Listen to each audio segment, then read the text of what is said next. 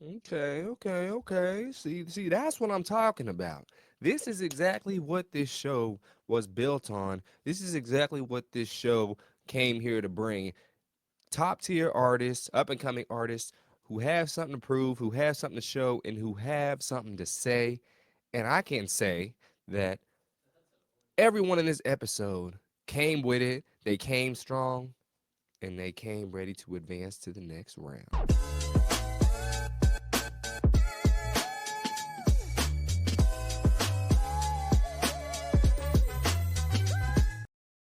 What's poppin', y'all? We back here at the DeAndre Way with another Rhythm and Flow Season 2 recap. Today we are going through episode 7, making our way downtown, walking fast, y'all.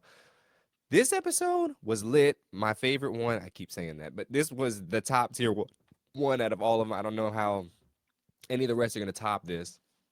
We are finishing the single round up to where the artists are performing their own singles, and I was pleasantly impressed. Everyone in this episode killed it. We had 4 other artists go through. They all murked it. I even had to download one of the songs, y'all. Check it out on iTunes or wherever you get your music at. Doc Martens by Jax with an X. I think she just needs to put the Jax and drop the with an X part. But anywho, that song is lit. It was my favorite one of the whole show to this point, and she's kind of becoming one of my favorites y'all after this one. And we're definitely where I can attest to is these artists came with the pen. Now, it wasn't all even landing when it came to the producers they were given. Some were given ones that may have suited best to their strong suit. Others may have gotten ones that were a little bit different than what they usually roll with. But they all came with it, and at the end of the day, you got to kind of go with the cards you're given, and without excuses, because that's life. And we're all not going to get a fair shot at the trophy when the day's said and done. But we gonna jump right into it, y'all. We start off with this episode where Yoshi Vintage, she's calming down. She had a meltdown because she messed up pretty badly in her single that she performed. In her performance, she messed up the lines. It wasn't clicking and whatnot. I'm glad she was able to settle down. She didn't go and punch the cameraman. That would have been pretty bad. I would have hated to see her have to deal with that lawsuit, especially coming from Netflix. They don't play around. Some people tried to sue Studio Lambert and Netflix from Squid Game, and it did not go over well, to say the least. I think it went absolutely nowhere. You sign the papers in the forum saying once you do that, you pretty much lose all your power. So, yeah, she's getting herself together. Everyone's getting around her and saying, "Hey, just calm down. It's not over yet." They know it's over. At least I think it is. And the first one we get this episode is Jax with an X. Now, this is the first episode where I realized with an X was part of her name. I thought it was just Jax, and they just said, "Oh," like she was just saying, "Oh, it's with an X." To just say that, I didn't realize that was her whole artist name. I think maybe switch that with an X part, but that's just me. It doesn't really sound catchy to me to do that, but hey, that's her. Whatever. Her song is titled Doc Martens. And if you don't know what Doc Martens are, they're a popular shoe worn in New York and LA. They're men and women wear them a lot. They're kind of like boots, but they have like platforms on the bottom of them. I'm not a Doc Marten wearer. It's real like I don't want to say high end fashion, but artsy. Artsy is a better way to put it. And yeah, she's definitely she changes the spelling of the Doc Martens. So it's not spelled like DOCMARITNS. It's Docs MRTNS. Um I guess the Docs cuz with an X, that's why she decided to do that part, and she's switching it up to make it individualized for her, which I like that. I didn't catch that initially either, but I like that she did that. And so she gets started and she gets grooving. And this thing right off the rip got a little bounce to it.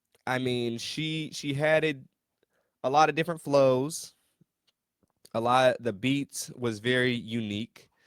And look, it personally wasn't my favorite, but I liked how she made it different.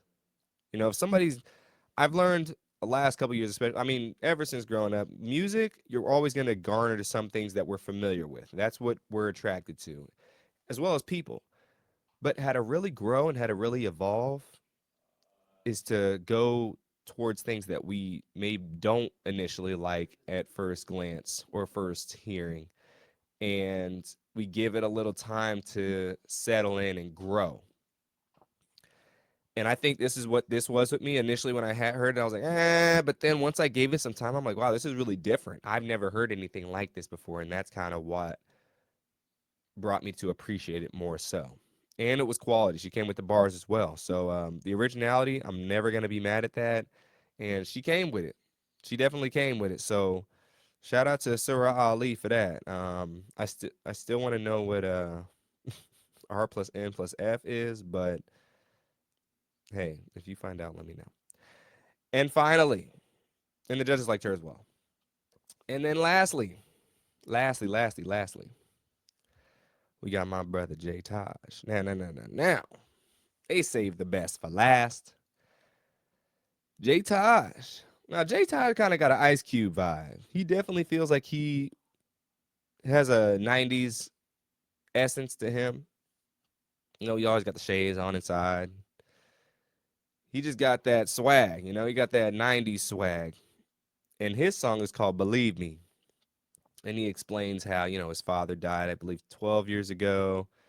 And, you know, he's doing this for him and he never got to see him become a man. And that's tough, you know, like as a man, as a young man, your father is somebody that you put in a pedestal and put in a limelight of who you're trying to be, who you're trying to, I don't want to say fulfill a prophecy, but who you suspect you want to have. We all want our father's respect at the end of the day as men. And he wasn't able to, his father wasn't able to see him grow up due to him dying. And that's his idol, you know? And so he's doing this all for him and to maybe fulfill that prophecy that he might have once had with, in his vision of his dad.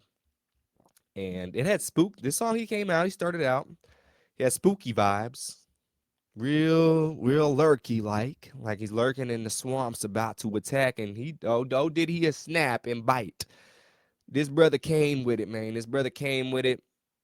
He definitely has that it factor that it's not about how fast he raps. It's not about his punchlines. It's not about the way that, you know, he's presenting himself. It's just something that you can't really explain.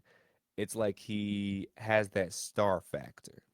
He has the star factor. Like it is there. Out of everybody left, he's the one most ready, I think, to come out and sign with Columbia Records, sign with Universal Music Group, you know, sign with a big label and be able to produce right away.